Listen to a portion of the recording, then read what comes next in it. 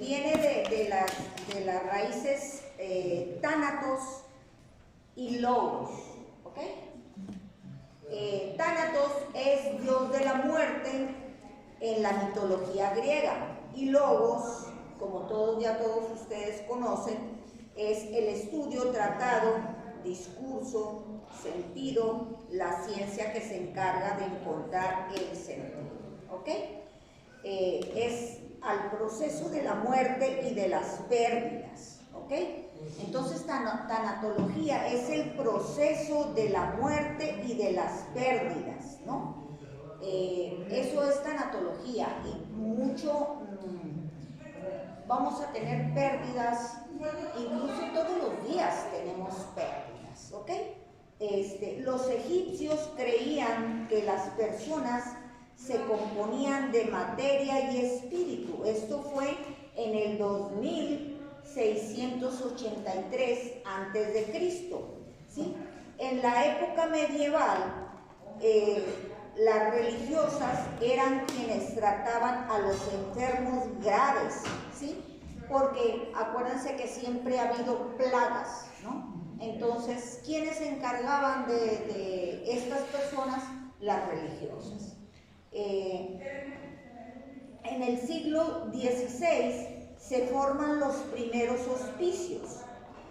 Luego viene Florence Nightingale en 1812, es una enfermera que dedicó su vida al cuidado de los enfermos y buscando el desarrollo espiritual del paciente.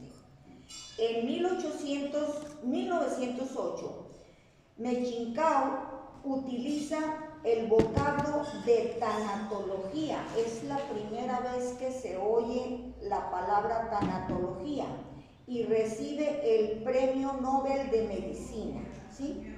Saunder, de 1939 a 1945, la enfermera desarrolla la teoría del dolor, incluyendo ya a toda la familia, va involucrando a toda la familia respecto a lo que es la tanatología. Y la doctora Elizabeth Kubler, en 1991, ve los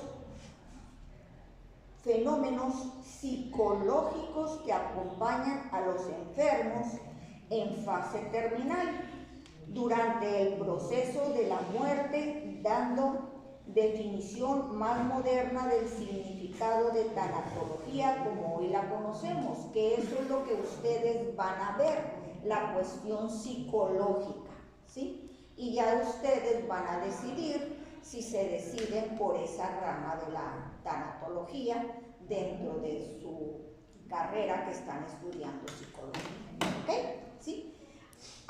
Ustedes aquí dentro de esto, si se fijan, hay una condicionante. ¿Qué es lo que vieron? Una condicionante dentro de estos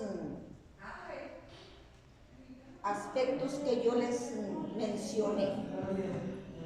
¿Quiénes fueron quienes más se interesaron por esto? Monjas. ¿Y quiénes más? Los griegos. Egipcios. No. Acompañaban a los enfermos. Fueron enfermeras, ¿sí? Entonces, las enfermeras, ¿por qué? Porque estaban más pegadas al enfermo, ¿sí? Entonces, eran porque se daban cuenta lo que estaba sufriendo el enfermo, ¿no? Entonces, tiene el mismo, la misma condicionante de lo que yo les mencioné. Tiene un común denominador, que la mayoría fueron enfermeras, ¿no? Porque se fijaron que tenía que ver mucho lo espiritual con lo corporal, ¿no? Entonces fueron enfermeras porque son las que están más pegadas al paciente. Entonces, E incluso hasta la fecha lo vamos a ver nosotros que en la carrera de medicina, quienes les enseñan mucho a los médicos son las enfermeras, ¿no? Es un común denominador ahí, ¿no? ¿Ok? Bueno, aspectos multidisciplinarios. Nos tenemos, como psicólogos, nos tenemos que apoyar de ciertas áreas para hacer un conjunto multidisciplinario, ¿no? Entonces, ¿cuáles son esas otras áreas de apoyo? La médica, ¿sí? Para dar al enfermo aquellos paliativos que le permitan estar en el mínimo dolor de sufrimiento. Recordemos la pandemia, ¿no? ¿Sí? Pues muchos de ellos no tuvieron acceso a la cuestión psicológica, ¿no? Entonces nada más había la cuestión médica. Y pues cuántos de ellos no requerían de una cuestión psicológica o tanatológica para poderse ir en paz, incluso el despedirse la familia de todas estas personas.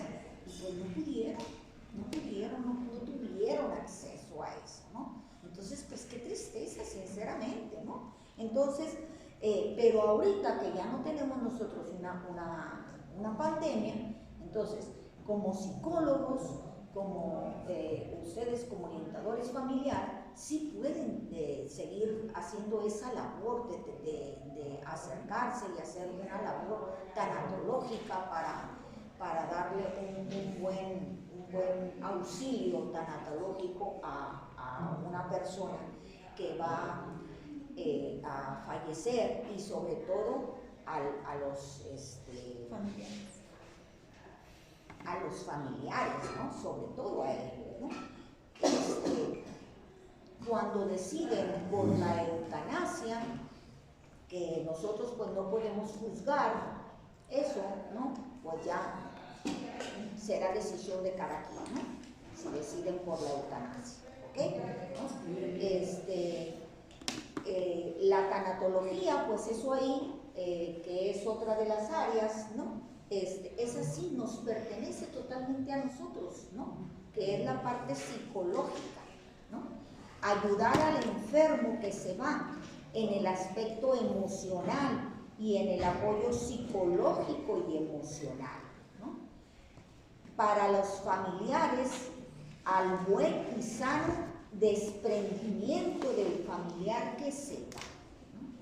Estar con él en ese acompañamiento, y puede ser previo o puede ser en el momento de ya el despido final.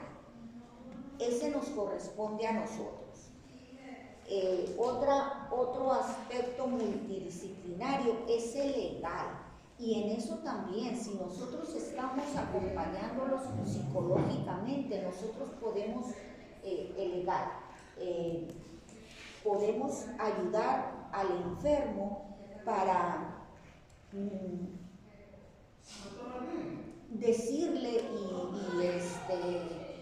aconsejarle que deje todo en regla, ¿sí? Para que también él se vaya más tranquilo, ¿sí? Que deje todos sus aspectos legales en regla y que se pueda ir en paz. Nuestra labor es allegarle un abogado, ¿sí?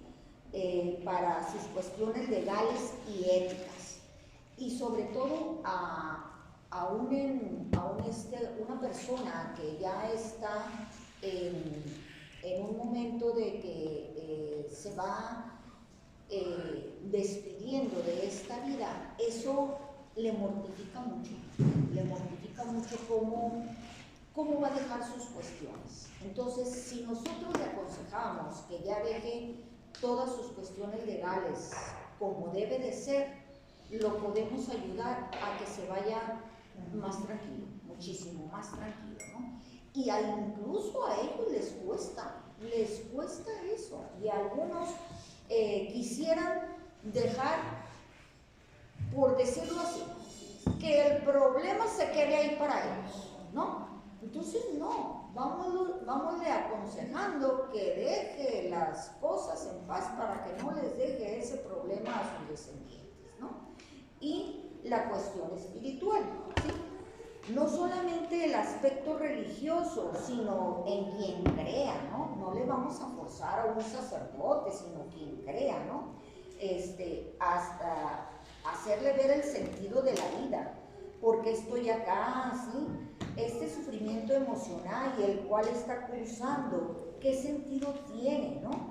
Y para ambos, tanto para los familiares como para él, y si requiere de un sacerdote, si de la religión que sea, allegárselo, ¿no? ¿Para qué? También para que espiritualmente se vaya más tranquilo. Entonces, de estas cosas vamos a tratar de allegárselo, y eso le corresponde al psicólogo, ¿ok? Tipos de duelos y pérdidas, ¿no? La pérdida es la carencia, privación de lo que se poseía y que ante una situación se perdió. ¿Quieres borrarlo? ¿Sí? ¿Ok? O como quieres oír, ajá, así, ajá. Tenemos pérdidas todos los días, ¿ok? Ahora sí vayan dando lluvias de ideas, como ¿qué pudiese ser una pérdida? Un divorcio. Un divorcio. Ajá. Un divorcio. Un ¿Qué trabajo. más? Un trabajo. ¿Un trabajo cómo? Dejar un trabajo. Dejar un trabajo. O lo que te sostenía. Tu sustento. La pérdida de un trabajo. Ajá, la pérdida de un trabajo. ¿Qué más? Incluso cuando se te pierde tu mascota o fallece tu mascota también. El fallecimiento de una mascota. ¿Qué más? La salud. La pérdida de la persona. La pérdida de la salud. Muy bien. ¿Qué otra Para cosa? muchos el noviazgo es La pérdida de un noviazgo, o sea, el rompimiento de un noviazgo. Muy bien. La pérdida de un ser humano. Cuando te asaltan, que te quitan algo, una pérdida de cosas materiales. si te asaltan, ¿ok? Las cosas materiales. Esa cosa material. Pero pónganos más específico. Ah, ¿Qué otras cosas? Cuando te tienes que mudar de ciudad o algo así. El cambio de residencia, ¿ok? ¿Qué más? Hasta algo tan simple como cuando te vas y te quitas una muela, hasta el doctor te apapacha y te dice, ay, sientes La pérdida de algo de De tu una cuerpo, parte física. de algo de tu cuerpo, así es. pérdida de La pérdida de ¿Algún órgano? de algo de Algo tu físico. cuerpo, de algo físico de tu cuerpo. Ajá. de amistades. La pérdida de una amistad, por supuesto, que duele horrores. Me imagino ¿Qué que más? la de los hijos cuando se casan, que ya no están. Cuando se casa un hijo, El nido por vacío. supuesto, ¿sí? El nido vacío, sí. así es. ¿Qué otra cosa?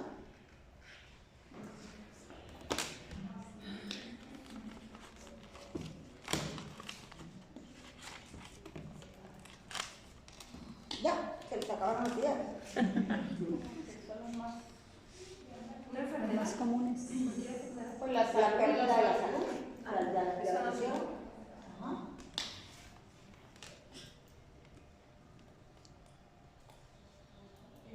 Bueno, aquí yo les tengo más, ¿no?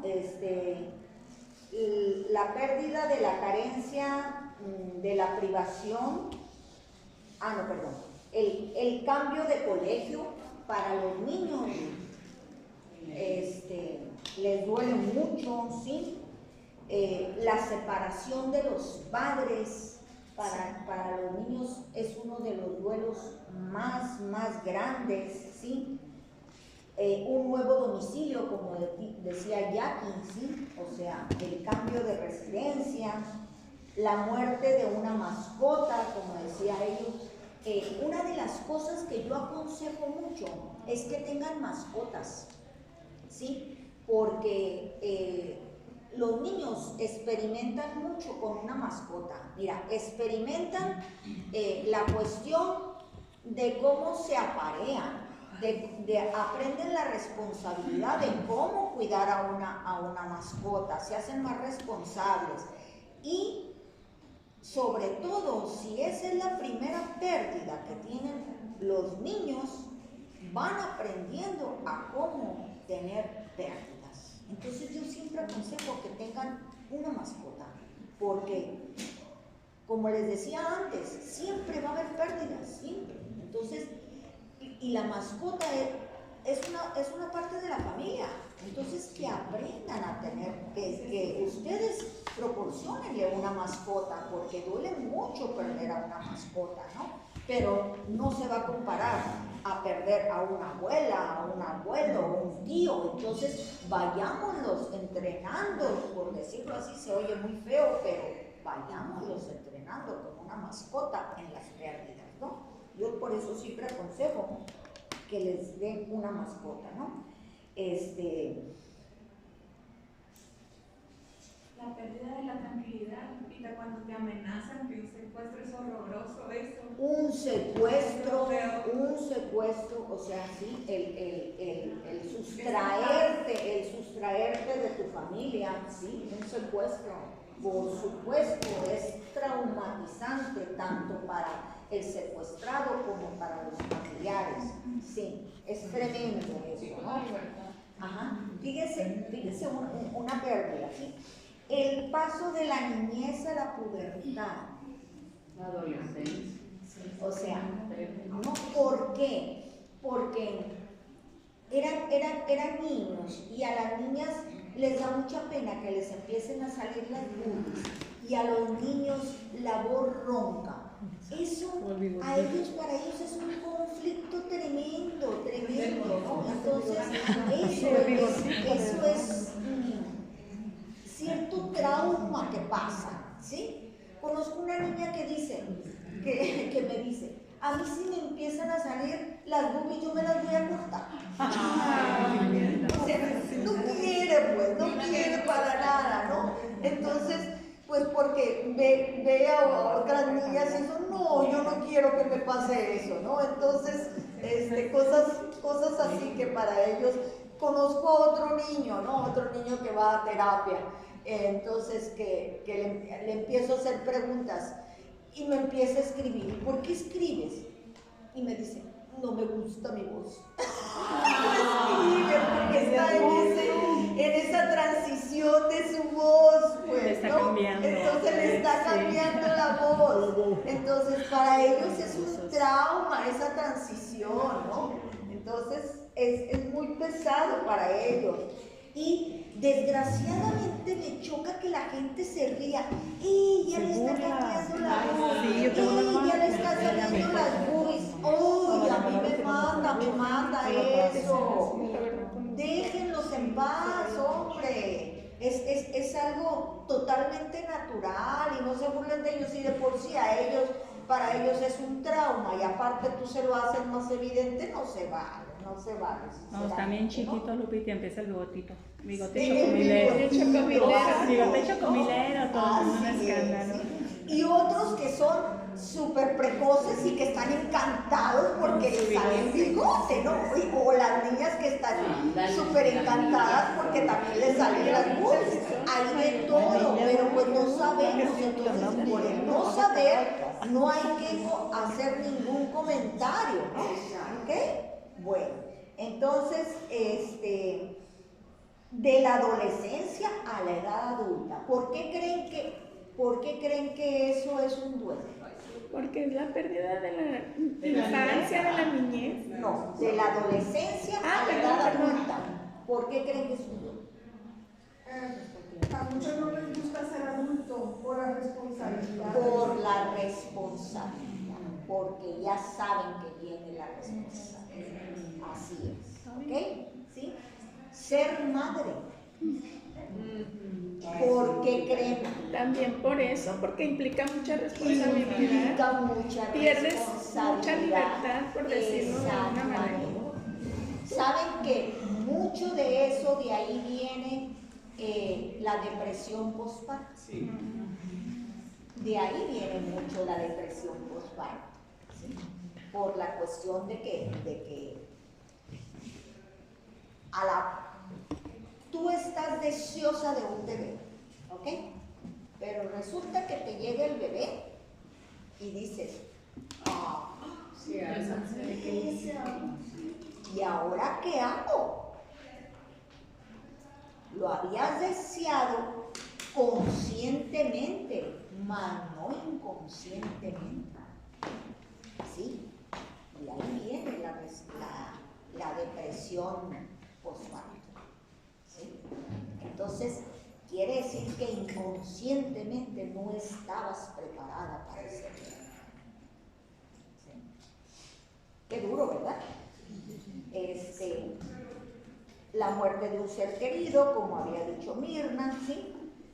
Un aborto provocado o natural, eso es dolorosísimo, ¿sí? Y sobre todo si es provocado, yo tengo pacientes que siguen soñando con ese bebé, siguen pensando tendría tantos años, siguen pensando ahorita le estaría haciendo esta fiesta, ¿sí? Ahorita tendría, ya iría en la secundaria, ya iría en la preparatoria. ¿Sí? Eso es una de las cosas que los proabortistas no les dicen a las personas que están a favor del aborto, las cuestiones psicológicas que van a sufrir, ¿no? Y de que las van a padecer, las van a padecer. Entonces, es algo tremendo. Yo tengo pacientes así y que las he ido a llevar con el sacerdote y por supuesto que el sacerdote las perdona, ¿sí? Y el perdón tiene que venir, el sacerdote tiene que pedir permiso al señor obispo, ¿eh? Ya el sacerdote no lo puede perdonar directo, tiene que pedir permiso al señor obispo, porque yo ya he llevado a 2 chicas. Entonces, y el trauma psicológico, ¿quién se lo quita? Están viendo crecer a sus otros hijos y dirían, y mi otro hijo o mi otra hija pudiera estar viviendo eso, pudiera estar viviendo lo otro. Afrontar una grave enfermedad, ya lo habían comentado ustedes, ¿ok? La jubilación, también lo habían comentado, ¿sí? Si no están preparados para hacer cualquier otra cosa, la jubilación es un golpe muy, muy fuerte, ¿ok? Entonces, el cambio de trabajo, fíjense, aunque sea un ascenso, porque como ya estás incluido con tus compañeros, en un ambiente, aunque sea un ascenso, es un golpe. El despertar de los sueños y las fantasías. Los niños, ¿cómo les duele eso? Que pues ya no va a venir Santo Claus, ya el ratón ya no les va a traer dinero, ¿sí? Entonces dicen, yo como quisiera que otra vez el ratón me trajera me siguiera trayendo dinero. Mi dinero, como quisiera que no fueran mis papás, que siguiera haciendo, porque ya los papás ya le dicen, bueno, pues esto y esto, porque ya no hay Santo Claus. Entonces, hasta la forma de cómo los papás se los manejan, y es crudo, ¿no? Entonces, pues ya sabes, porque los papás mismos se molestan porque descubrieron, porque andan hurgando, ¿no? Entonces los papás mismos se enojan porque anduvieron hurgando, y es la misma curiosidad del niño, ¿no? Entonces, bueno, pues ya, ¿te quisiste dar cuenta que no había Santo Claus? Bueno, ok. Entonces ahora por darte cuenta, ¿ahora qué? ¿Qué quieres que te traiga? ¿O esto o esto? Cuando antes le traía un montonal de cosas, ¿no? Entonces el mismo papá se molesta, lo cual no se debería de molestar, es la misma curiosidad del niño, ¿no? Entonces, bueno, pues hazle una lista grande y de entre esas cosas, pues pídele que desea y dile, por supuesto que no te va a traer todas, ¿no? Nada más ve entre estas, te vamos a escoger tu papá varias, pero que no se moleste el papá y la mamá, ¿no?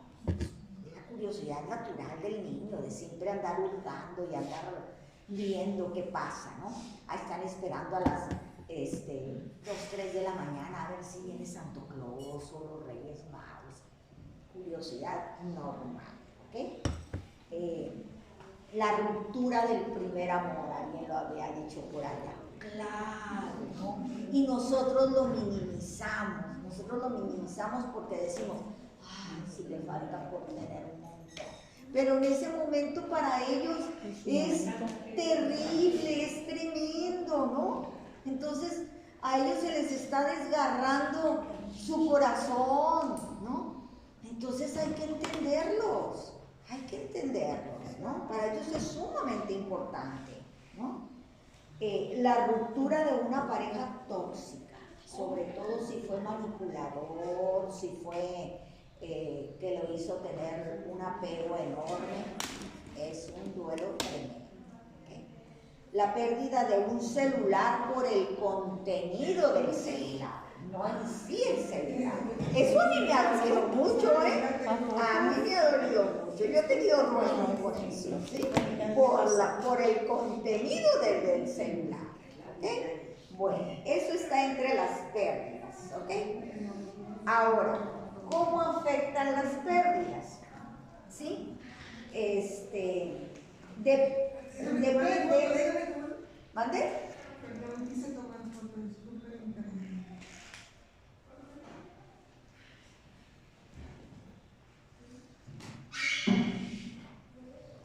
Permíteme tantito el club. Depende aquí también va a depender mucho de cómo sea la persona. Acuérdense de esto, ¿ok? ¿Cómo es la personalidad? La personalidad es igual a Dios, carácter, no. Temperamento más carácter, ¿ok? Esto es la personalidad de una persona, ¿ok? La personalidad es temperamento más carácter, ¿ok? Pero en el carácter, acuérdense que ¿qué va siempre? La actitud.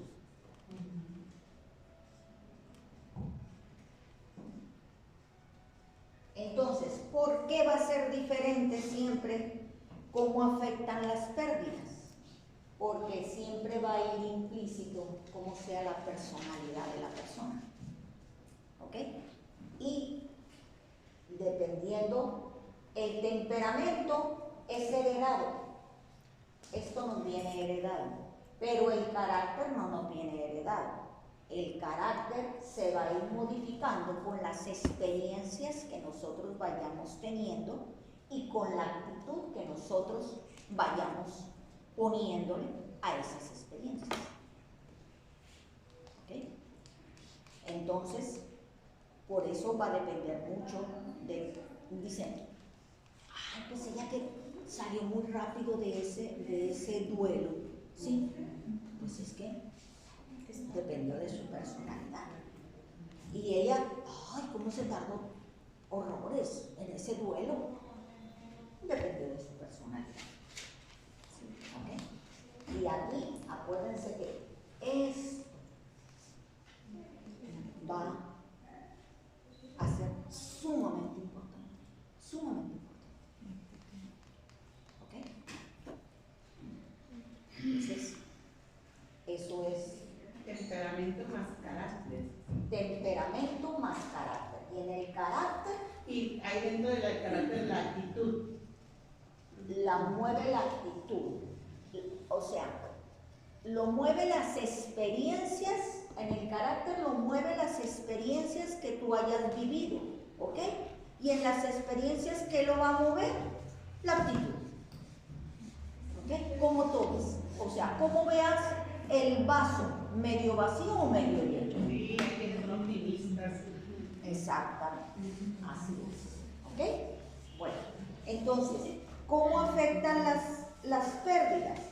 Depende de cómo la persona sea su vivencia, cada uno es diferente, tienen herramientas emocionales diferentes, incluso hasta económicas, porque lo económico también te ayuda, por supuesto, ¿no? Bueno, la dimensión, ponen aquí, dimensión física, ¿sí? La sensación de vacío en lo físico te ataca en la sensación de vacío en el estómago, un nudo en la garganta, o sea, cuando estás en el mero apogeo del duelo, ¿no? La sequedad en la boca, las alteraciones del sueño, en la alimentación, sensaciones de opresión en el pecho, palpitaciones, que son las taquicardias, la falta de energía, ¿sí? Eso pasa en lo físico. En lo emocional, en la dimensión emocional, sentimientos de culpa, soledad, añoranza, desesperanza, sentimientos de alivio o de liberación, de amargura, impotencia, enojo, miedo, tristeza, ¿sí?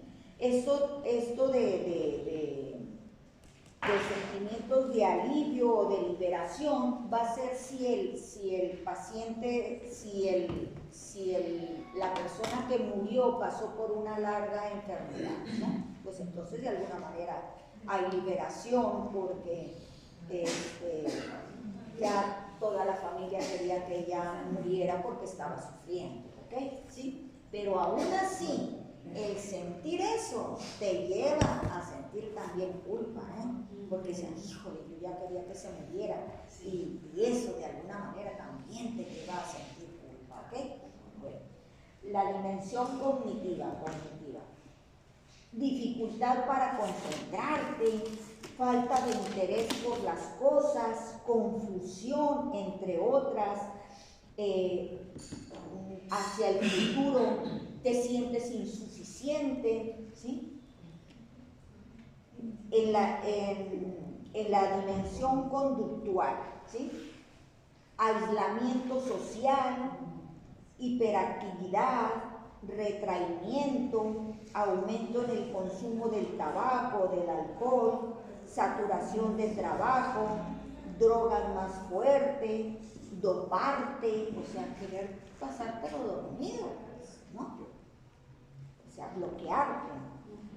Y en la dimensión social, aislamiento, rechazo hacia los demás, se puede dar el divorcio o ruptura familiar cuando en cancerología en México les dan siempre mucha terapia a los papás porque cuando los niños tienen cáncer, que yo no sé ahora ya cómo está ahorita la cuestión del gobierno, ¿no? Pero antes, cuando el niño tenía cáncer, era tan pesado, ¿sí? Las quimios, y era tan pesado el estar cuidando a un niño con cáncer, con sus quimios, con su radio, y estar al pendiente uno u otro, que les daban terapia psicológica a los papás. ¿Y por qué? Porque por lo general terminaban en divorcio, ¿sí? Porque uno de los dos tiraba la toalla. Qué tristeza. Qué tristeza, porque era cuando más unidos debían estar, ¿sí? Pero uno de los dos se cansaba. Y les digo también con quién pasa, con mi hija, con los niños que tiene con discapacidad, también pasa. Tristemente. uno de los dos se llega a casar, que es cuando más se debería aplicar. Más unidos. Más unidos. Así ¿Qué otra es. social? Pero nomás puse Aislamiento, rechazo hacia los demás y se puede dar el divorcio. Ruptura familiar.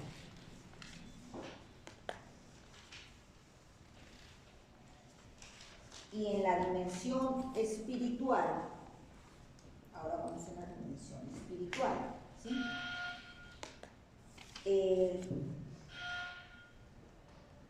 Se replantean las propias creencias, ¿sí? Ahí es cuando le preguntan todos a Dios, ¿por qué hay? ¿Sí? ¿Ok? Y la idea de la trascendencia, ¿sí? Pues todos quisiéramos que no nos pasase una cosa de esas, ¿no? Pero la pregunta no es ¿por qué a mí? ¿Para qué? ¿No? Entonces, no es esa la pregunta. Es, si Dios nos manda una prueba de esas, es porque sabe que la podemos superar. Así es. ¿Ok? Bueno, ahora vamos a tipos de duelo. ¿Eh, doctor?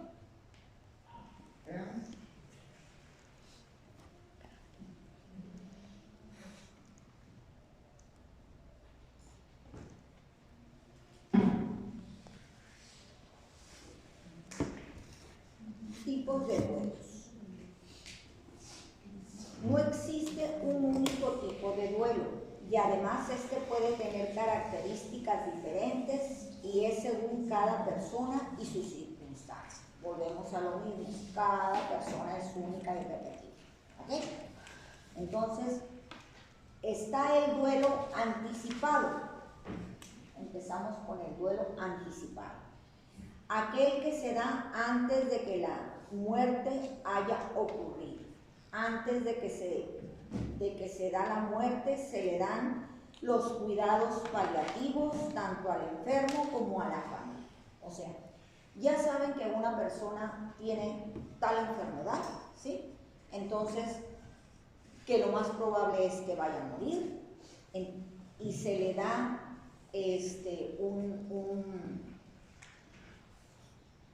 una atención psicológica tanto al enfermo como a la familia, ¿sí? Se le acoge, sobre todo ahí entra el psicólogo, ¿sí? Para que se vaya tranquilo. Y el psicólogo le hace llegar la cuestión legal, el médico, ¿sí? El sacerdote y todo. Ese es el duelo anticipado, ¿ok? Bueno, el duelo sin resolver sucede cuando ha pasado cierto tiempo, ¿sí? Y que todavía no se ha superado, ¿no? Entonces, un duelo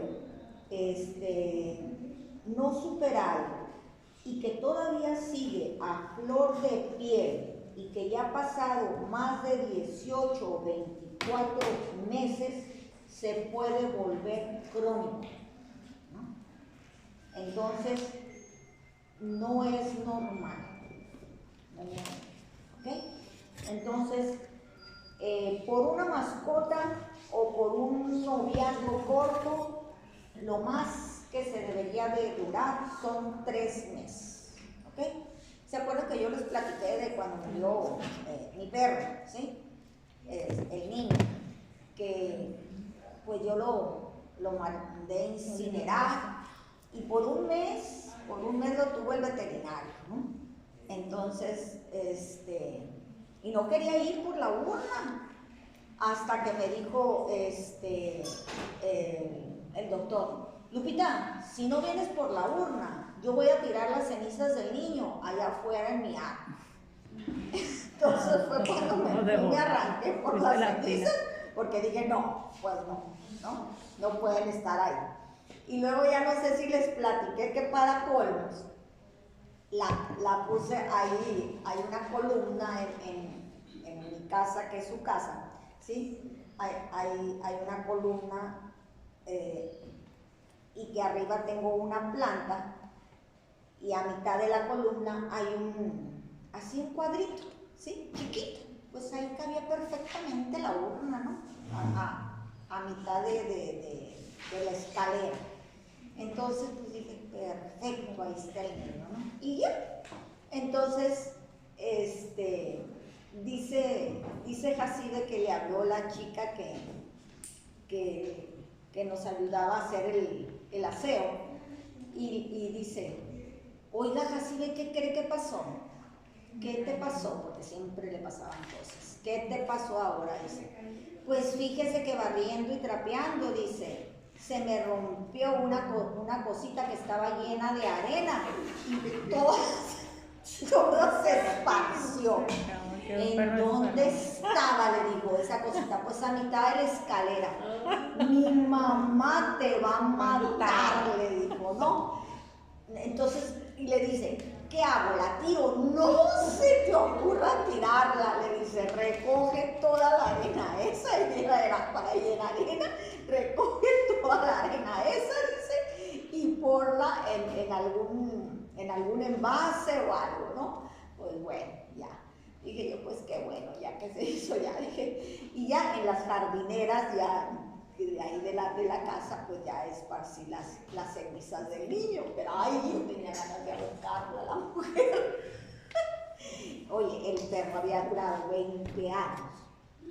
Imagínate, decía el veterinario, no, es que este perro no se le dio vida de perro, por eso duró tantos años, ¿no? No, para mí era mi adoración el dichoso perro, ¿no?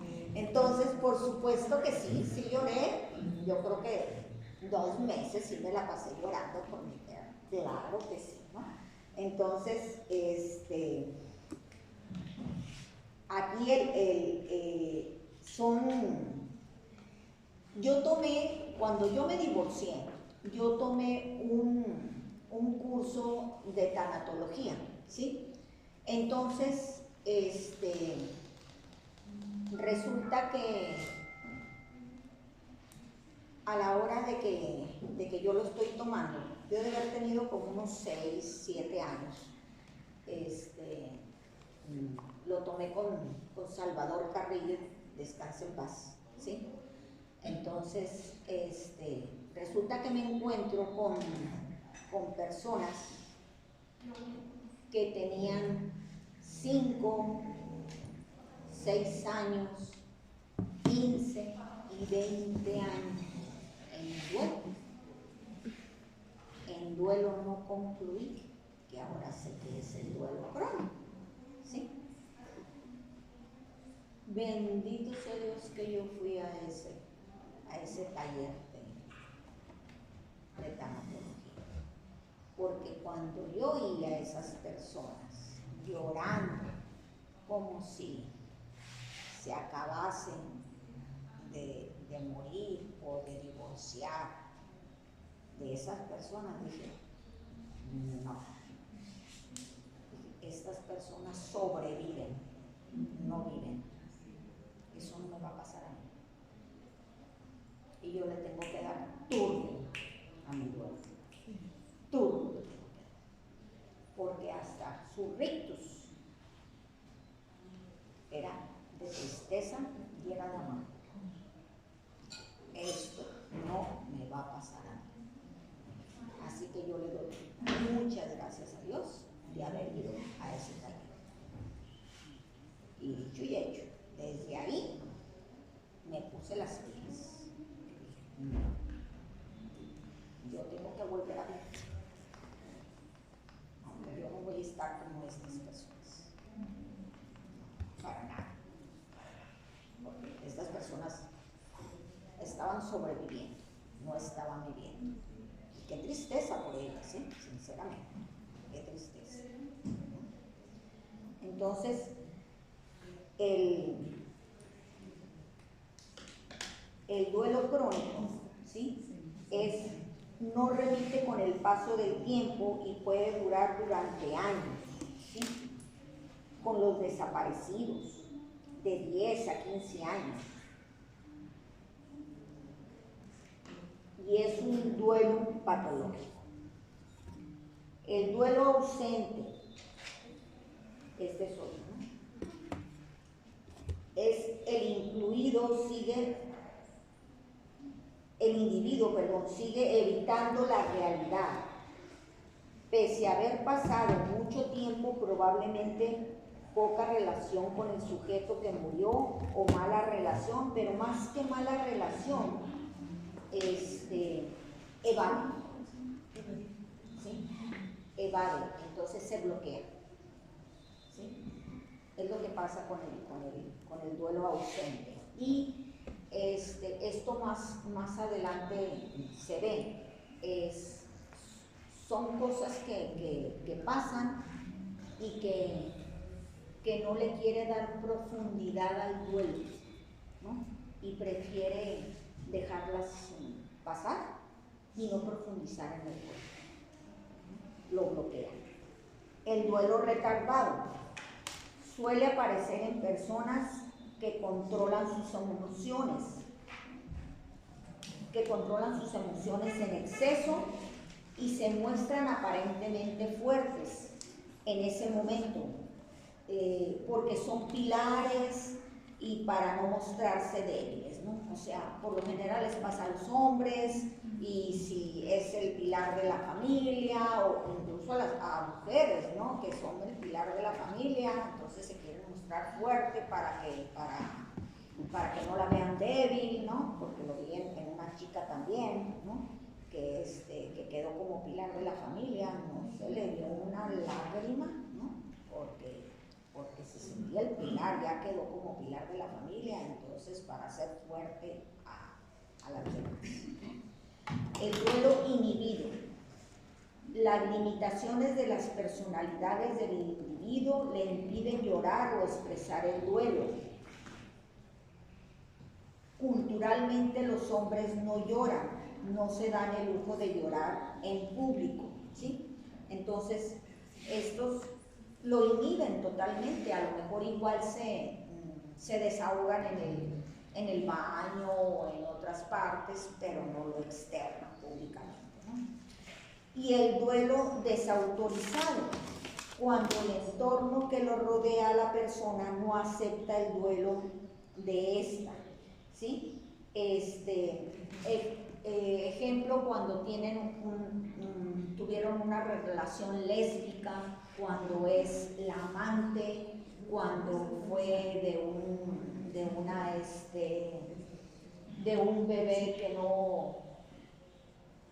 que no sabía que estaba embarazada, cosas de esas que se supone que la sociedad no autoriza, ¿sí? Entonces, pues, desgraciadamente no le dan a la persona la oportunidad de liberar ese duelo, ¿no? El duelo distorsionado se manifiesta como una fuerte reacción desproporcionada en cuanto a la situación, porque era por eso les dije, ahorita lo vamos a ver después, porque el duelo estaba bloqueado y sale a flote, porque algo lo detona y que no se trabajó en su momento, ¿no? Porque pudo haber habido un abuso, ¿sí? Y de repente, haz de cuenta que está, ve al tío o ve a alguien, y entonces se da cuenta que ese fue el que lo abusó. Entonces viene una desproporción. ¿Qué te pasa? Pues entonces ahí viene un duelo y súper desproporcionado, ¿sí? A mí ya me tocó eso, ¿sí? Entonces, ¿ahora qué le pasa? Pues es que ya me acordé que de niña, eso es lo que me violó, ¿sí? Y lo tenía, como dice acá, en la otra, lo tenía inhibido, ¿sí? Porque lo había bloqueado, no lo había en ese momento sacado, ¿okay? entonces ya se ve en ese momento totalmente distorsionado. ¿Qué pasa? Y luego la gente no le cree, porque hasta ahora se desbloqueó. ¿Sí? Eso a mí es una de las cosas que más me frustra, que no le creen. ¿Sí? ¿Por qué? Porque no saben de esto. Y por supuesto que pasa. Claro que pasa. ¿Sí? Hubo un movimiento, hubo un tono de voz, hubo algo que entonces ya del anclaje que tenía anterior, en ese momento volvió esa persona a hacer ese ruido, esa voz, esa mueca que hizo despertar el anclaje. Y ahí viene el recuerdo.